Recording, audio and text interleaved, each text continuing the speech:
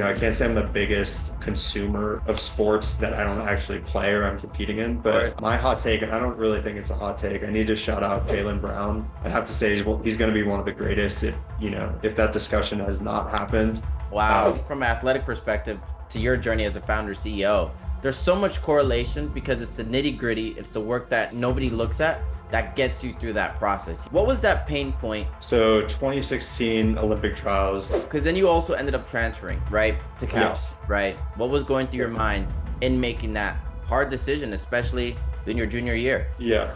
So Welcome back to another episode of Live with Ty. Today marks number 28, guys. We are getting through it on the way to 30. Today joining me is a former swimmer, an All-American, and a record holder for the 200 medley in swimming.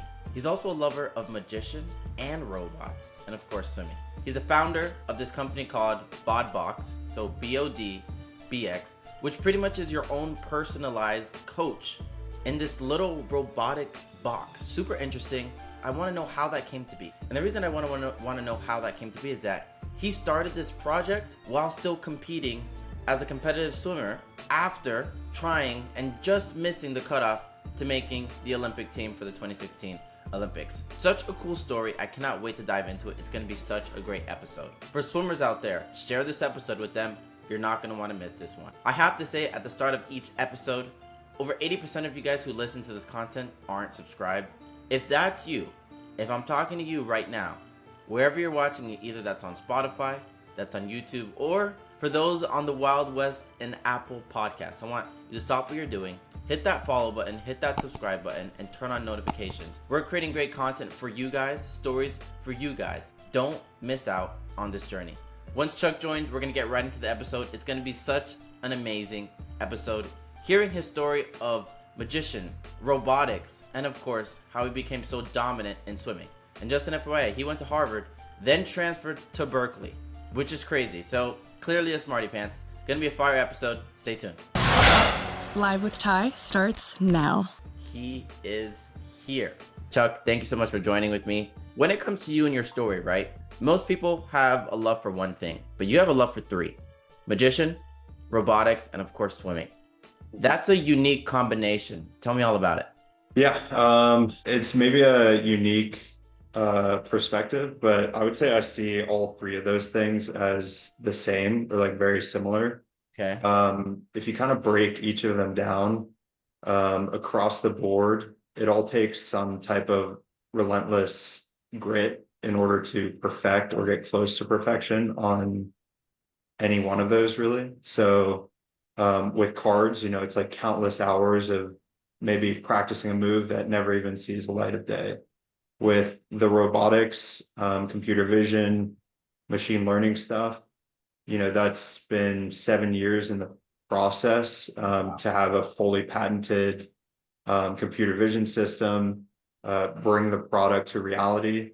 And that's hours and hours of, going from container store purchased casings to like a fully manufactured device. Yeah. And then of course in the pool, it's that constant pursuit of perfection. So I'm how many years into it? 20 something years into Wow. swimming. And I would say I still haven't had the perfect breaststroke catch, the perfect stroke, the perfect swim. So across the board for all three of those, it's just that relentless pursuit of perfection. And that's the joy of it, really. It's not that you actually reach that, and you might, at some point to some level, but I see all three of those as very similar pursuits. So what came first in your journey then? Was it swimming or was this love for robots? Because you've been at it for a long time now and you combine the two, and we'll get into that later, but I want to know what came first, chicken or the egg? Yeah, sure. So swimming first, I was 6 or 7 years old. Okay. There are NVSL summer teams here in Virginia. That's how I was first introduced to it. And that was just essentially every neighborhood kid goes to the pool. Everyone gets involved in it. It's a really fun introduction to the sport. And that was really my starting point. And I ended up having pretty good success. Just I love the raw competitiveness of it. There's not a lot of politics. It's just you and the time and, how quickly you can swim, basically. So that was the first thing. Along that journey, I started doing magic. I'm like every young kid that receives a magic set. I just never gave it up. Yeah.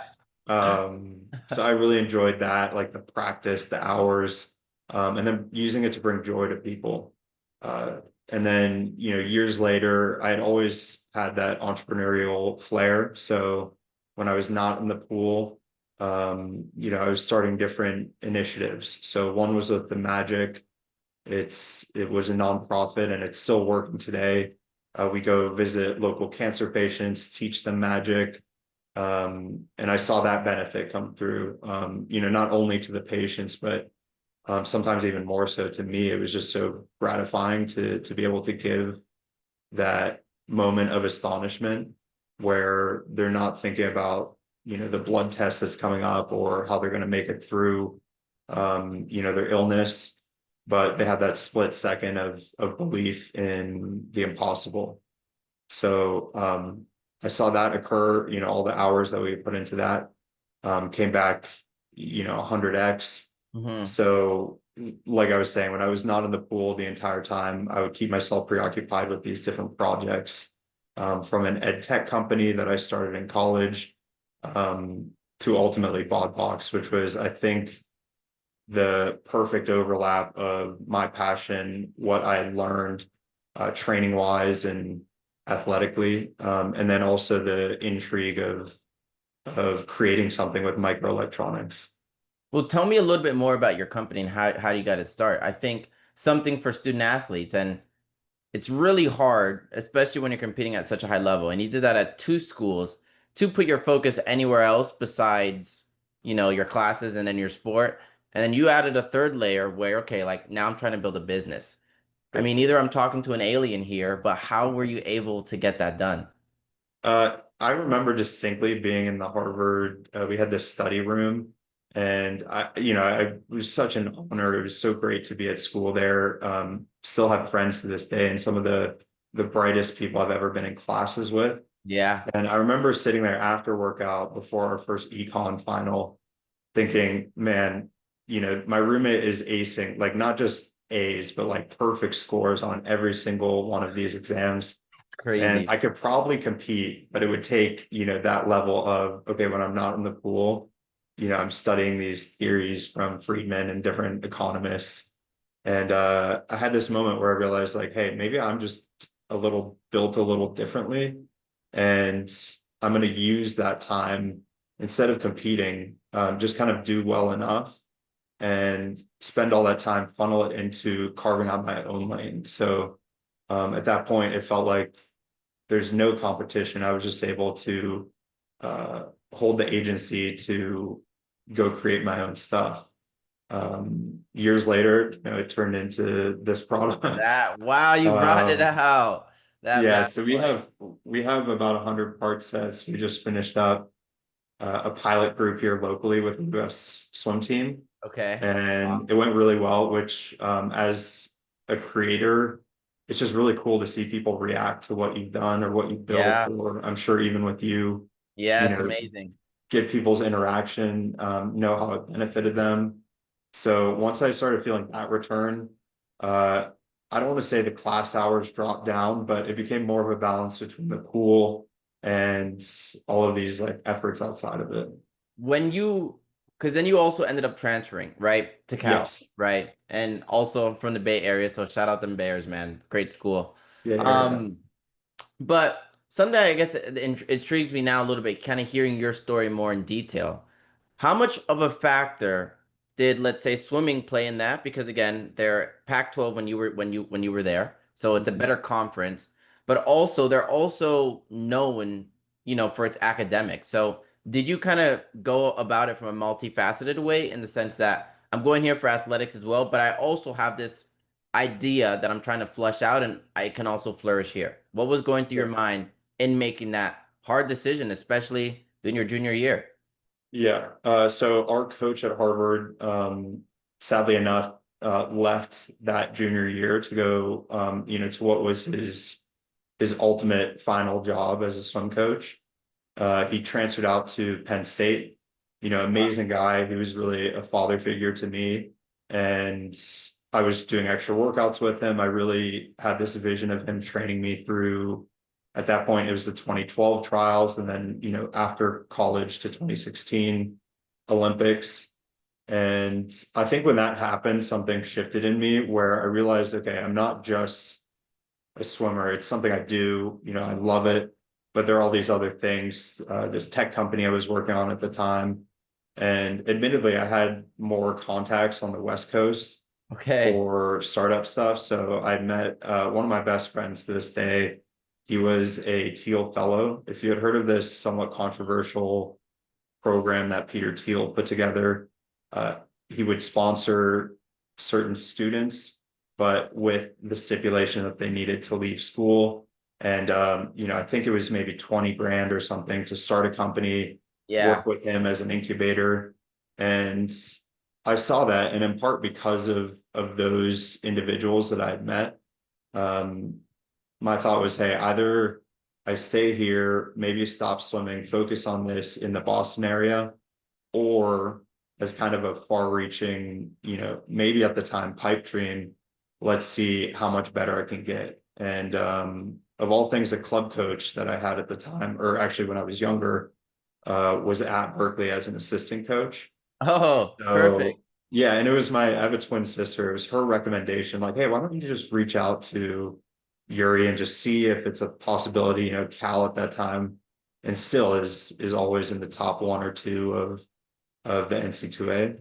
Yeah. So those things aligned.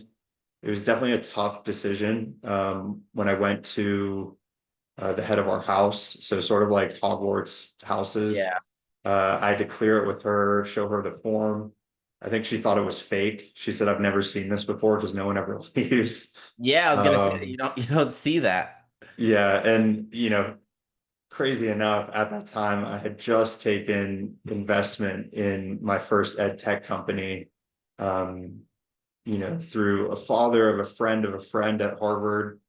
And he was all excited about being there. And it really took one phone call to say, like, hey, is this Olympics thing something you want to really dedicate yourself to? If yes, 100% go for it. And that was the conversation we had. And that gave me the fuel to make that tough decision and head out to Berkeley. Berkeley. So there's a lot of student athletes, right now that are going to be facing similar situations where they're thriving at a program, but if they want to reach that next level, like you're able to do, they're not sure, right? And how to best approach that. So there's this new segment on the show. It's called DMs Open, right? So if there's one message that you could send to every single student athlete that's struggling internally, being like, what are the best next steps for me? I know my family might not agree. I'm going to lose a lot of my friends. But what if maybe me being a part of this program is good, but it's not good enough for where I want to be? What's the one message that you would have for them? I would say that environment dictates the expression of the gene. So that sounds a little like highfalutin, but It does. So you got to break it down for me. yeah, basically it's something I talked a lot about with another of my closest friends who really helped out along the Bodbox path. And it's the idea that environmental influences, environment um, has a huge impact on training and the output of that training. And through my transfer, it didn't necessarily feel like the structure of the training was so different that, it was light years ahead or they're doing so many different things. But I will say that walking onto the pool deck with, 19, 20 Olympians every day for workout, it shifted something mentally where you start to believe that you can do it. Um, so I would say 100%, whatever level you're hopeful to reach, it's possible, no matter where you are. But I will say that from my own experience, environment had a huge impact on that. So as you can imagine, walking out at Berkeley with guys that were breaking the American record in the middle of a workout, just having fun with it. It was such a shift for me. I had started to put so much pressure on myself that I had to attain certain times in the pool or be in a certain level of fitness. And on the flip side of it, I've realized that actually spending time cultivating the correct environment for yourself as an athlete, as a creator, as an entrepreneur, it can potentially have a huge impact on your success and your outcome. I love that. And for whoever's listening out there, again, do not take his words lightly. Again, this is somebody that's been through the process, and he just gave you kind of the answer if you are grappling with, hey, do I stay with this program? Do I not? So take note to that. Well, also what I want to touch upon is that when you moved on from Berkeley, right? You're training, let's say, for the Olympics. Something that's really, really hard when a lot of, student athletes leave that team structure is, you said it yourself, your environment was kind of indicative of the success that you wanted to have, right? How do you handle those transitions where it's not a loss of identity because you're still competing, right? But, more things might just be on you now. How do you handle that? That's definitely an adjustment. You see it a lot with swimmers where you're used to this collegiate team environment, you're eating, rooming, traveling with the same group of people. And there's something really amazing about that. I would say that through that process, part of the growth that occurs is the maturing to realize that, hey, this environment teaches you a lot of things. It shows you different things about training and also about yourself. And I would say that after that point, it's about recognizing that growth individually for yourself, and then realizing that you're fully capable of designing an environment or a setup or a routine each day that gets you where you need to be. And that's something that comes with I would say years of training, of knowing your body from the athlete side, but then more so from life, the things that you're interested in, your hobbies, the training styles that work well for you, and the lifestyle that works well for you, and just doing your best. I don't think anyone has it figured out perfectly.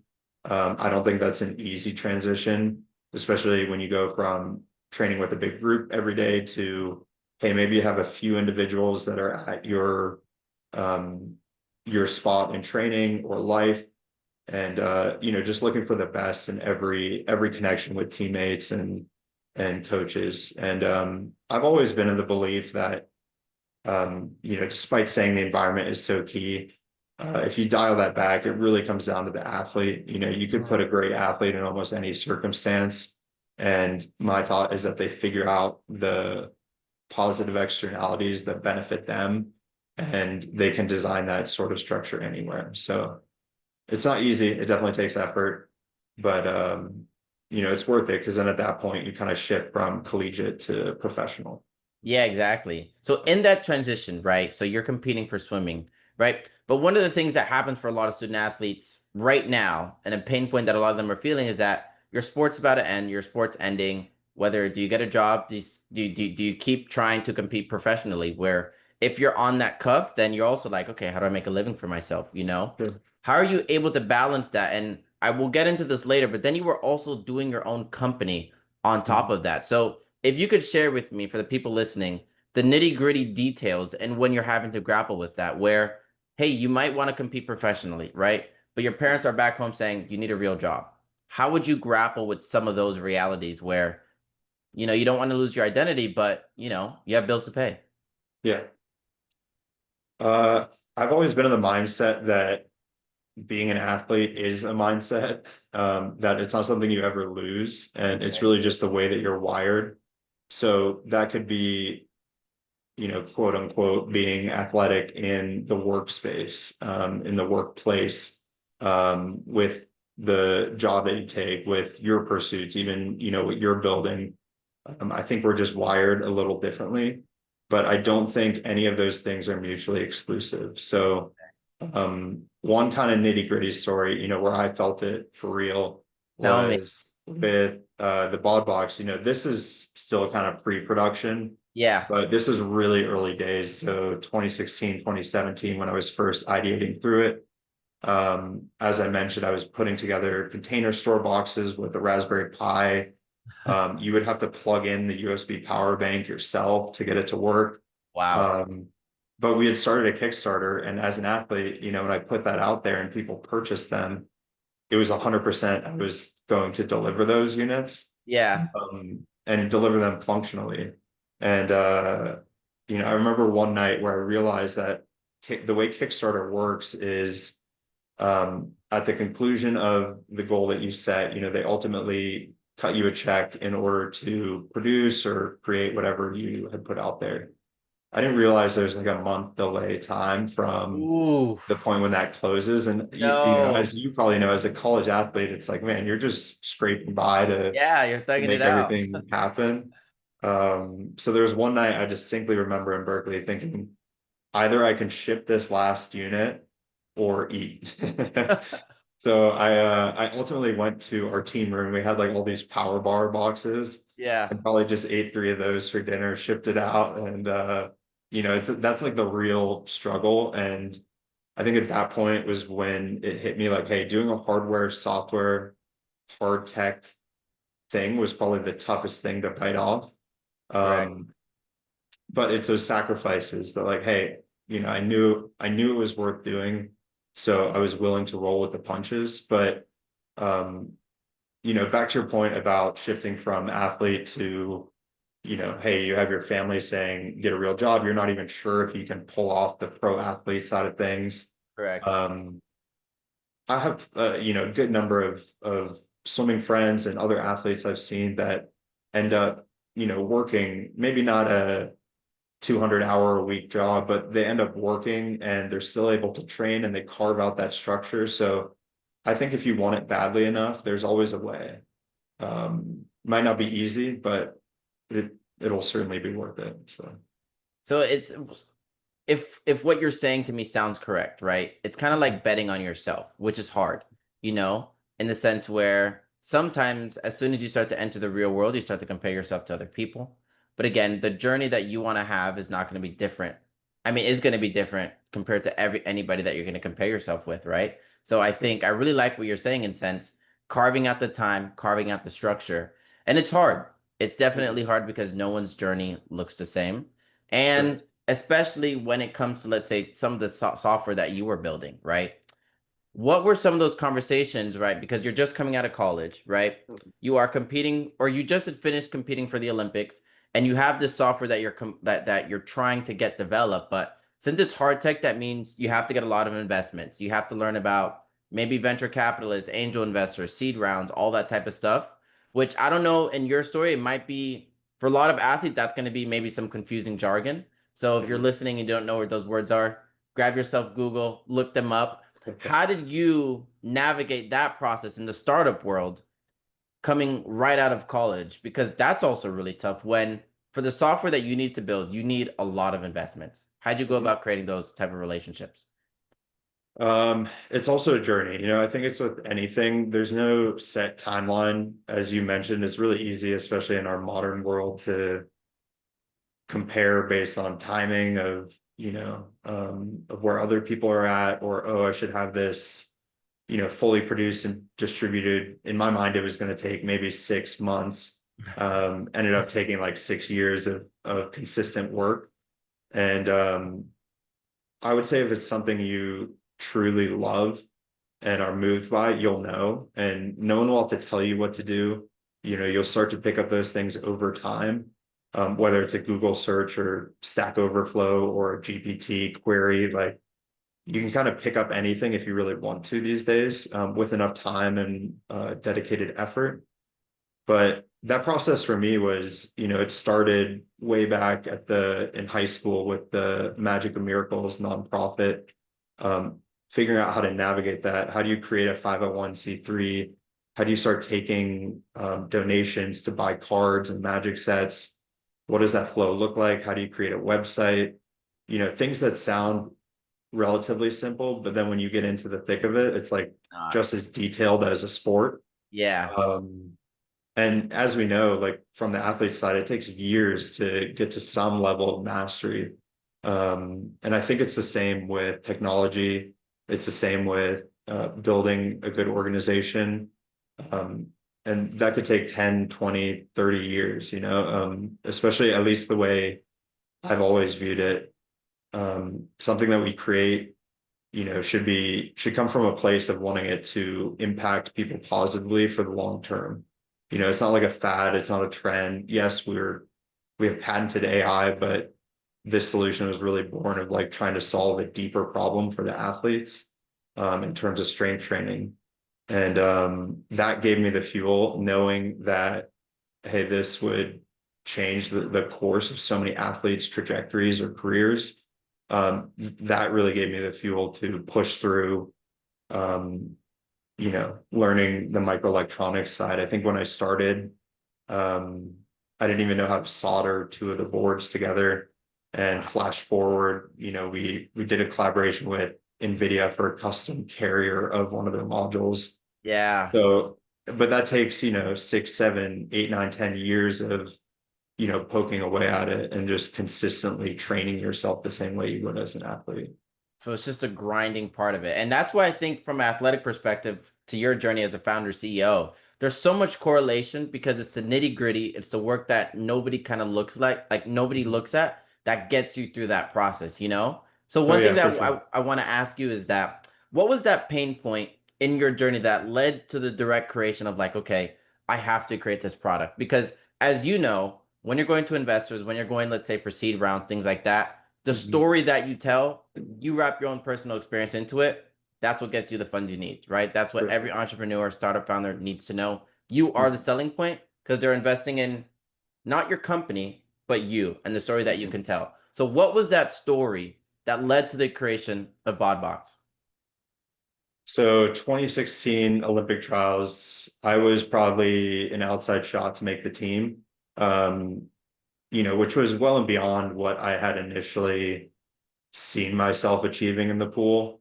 So it was really exciting. I had a good swim. It wasn't a great swim, but I remember the first thing touching the wall, my first thought was, man, I felt really strong. I don't know if I applied the strength of the swim. Like it's like I touched the wall and I felt like there was more fuel in the tank than what I had applied. So oddly enough, I'd seen on some forum a camera module that did color tracking. And in that moment, it was just like this, they say like the flash of inspiration, but it really just clicked. I was like, oh my gosh, I need to figure out if the strength that I'm adding, the strength training, is actually related to what I'm doing in the pool. And we, of course, have strength coaches, who are phenomenal. And, they're looking for correlations between movements in the weight room and the pool. But there was no definite answer. You could have 10 different strength coaches and you'll have 10 different answers about what a given athlete needs to do. So really the impetus was this flash of, why can't we laser measure this? I've talked with plenty of my friends, especially in the Bay at that point, 7, 8 years ago, about the language models and looking at things in multiple dimensions using all of the data sources that we could pull from. Yeah. With all the sensor tech, everything we have, there has to be a way to do this. And it started from that point. And I, started testing this camera module. So it was me in the Berkeley weight room at, maybe 3 a.m. with an Ethernet cable running the length of the weight room, trying to figure out how to get the data to send to an app. Dude, that's so Berkeley of you. Oh my goodness. Yeah, maybe we cut that part out, but I don't know if there was permission there, but it was just that drive to like, okay, I need to figure this out. And then each day after that, iterating like, okay, got to this point, how do we put Wi-Fi on board? How do we make it something portable? And then when I started training with it, it's unique because the camera has a pan tilt mechanism, so it will start to track you as an athlete. And I'm there in the weight room just staring at this thing, and as I place it down to do, I think, a squat or something, it turns over and looks at me.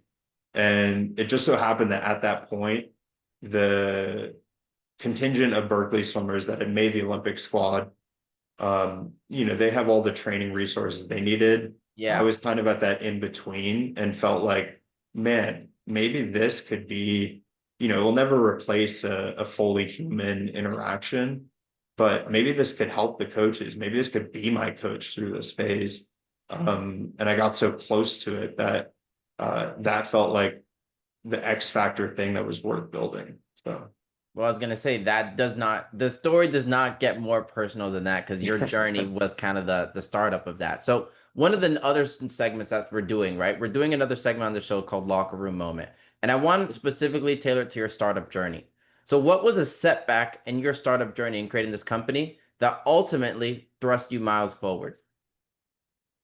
So as I mentioned, the first company I started, it was one of those like I just manifested this investment within 2 days. I didn't even have a slide deck. I was at a party talking to someone. She Okay. mentioned like, hey, my dad would love this. You got to talk to him. And it just happened so fast that that was my experience fundraising. Yeah. Um, so then flash forward like post Olympic trials, I have this crazy off the wall idea about in the future, people won't be training all the time with a human. They might have this robotic device.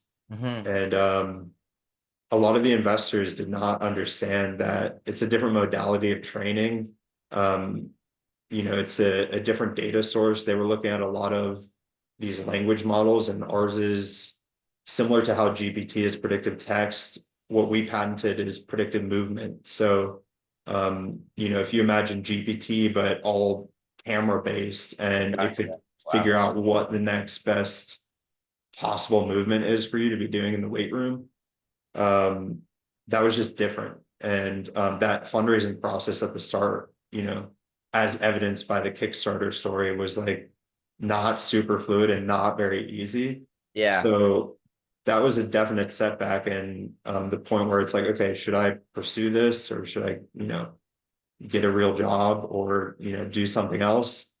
And it ended up being the best thing because it pushed me to learn every aspect of the product, because I was doing every aspect. So, trying to figure out how to build an Android app, um, condensing the form factor, working with microelectronics, it all gave me the fuel to be able to, 4 or 5 years later with funding, direct a development team, and really be prepared because I knew every aspect of the device. Wow. Um, so that's definitely the hard way to go about it. But I think some part of athletes kind of likes that grind. It's like, okay, Yeah. yeah, they might not get it now. They can You're buy gonna one get it later later. at the store when it's produced. Yeah. But saying all that knowing full well, like, man, I'm gonna have to lock myself in this room and just like figure out how to do these things. No, grind it out. And I think, Yeah. again, I love that you said that. And that's so true. And I don't know if you know the stat, but over 70% of former student athletes, they go on to be founders and entrepreneurs because Well, there's so much correlation in that journey because it's so hard. sure. Athletes, no matter, they don't want it easy. No Yeah. one that does anything worth accomplishing wants it easy. But in those moments when it's really, really hard, you're like, man, I don't know if I should be doing this. But that's why I think athletes are very, very tailored to become like to the startup world because the properties just they're so transferable, whether you know it or not. So if you're an athlete, look into the startup world. Take an entrepreneurship class. You never know the possibilities. And speaking from experience, you will see the correlation like you've never, it's going to open a new world. So definitely take a class like that for those of you watching still in school. Now, fast forward to your partnership with probably the biggest company in the world in that space, Nvidia, right? Mm. When you were first getting started with creating this product, could you ever see a relationship like that ever forming? No. So I started with the color tracking camera module. This is an off-the-shelf thing that hooks up to a little mini computer that is also off the shelf. And my thought was, if at the least we could track like core velocity during a workout, looking at that through a training periodization might give some type of insight, like um, purely just tracking velocity or tracking these like bright fluorescent t-shirts that we had. Which, can you imagine like 20 guys in a weight room with these like color blocked bright t-shirts? Yeah, nah, I I can't. knew there had to be some jump forward. So at the time I was prototyping with one of their developer boards. I think it was a TX board. And some of it's destined, I think. Some of it's just, if you're as passionate about a project, you're going to talk to everyone about it that you meet. I happened to be swimming in a pool in San Francisco. I was coaching in the area at the time and stopped off to get like a loosen swim in. Ended up meeting a guy in one of the other lanes. He said, are you a professional swimmer? My sons swim, and I'm looking for someone to kind of take them to the next level. Lo and behold, he was on the board of Nvidia. So I'm there blabbing about, a great new product and all the things I'm up to. Like, this is a sign. Yeah, and it was just destined. And we haven't really partnered with them yet. It's a collaboration to use some of their AI chip. Yeah. And we just kind of like custom tailored a board to work with that. But being in those calls was pretty phenomenal, because it pushed the skill set I had so much further. When you're starting to look at schematics of a PCB board, at the start, it's kind of like, man, so many people wouldn't believe this. Like I'm just supposed to be a swimmer. Yeah. But it's all those hours of time spent refining your craft, whatever that might be, that pays dividends. And, to your point before, similar to sport, like you're going to see everything you put into it come back out. And I really saw it in that moment. I had realized we needed some type of non-invasive solution. So for Bodbox, you don't need to wear a sensor, or like I was mentioning, like color tags or anything like this. The device can just be there and help your workout get better in the background, and you don't have to do anything differently.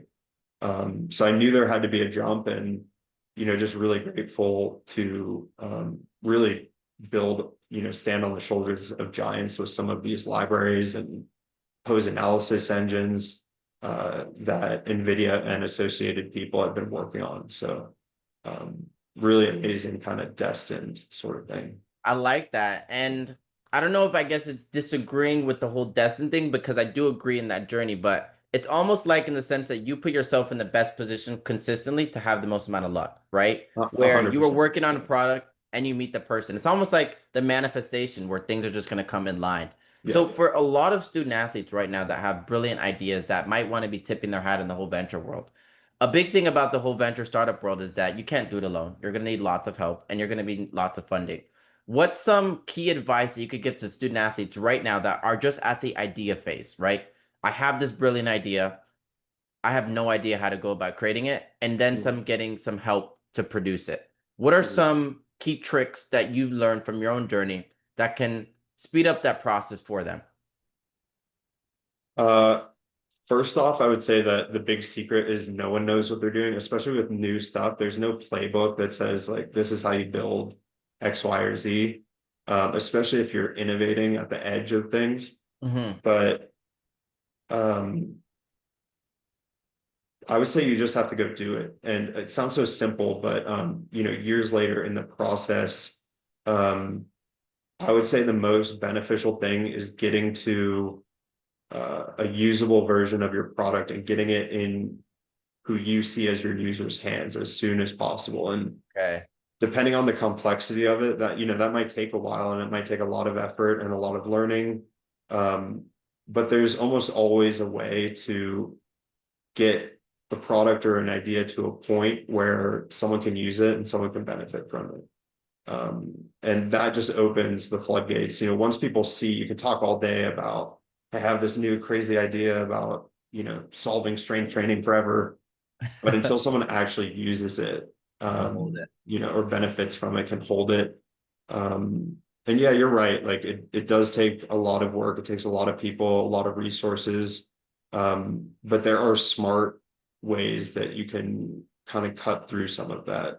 And I would say take your time, but also try to do one thing each day that adds to whatever your vision is.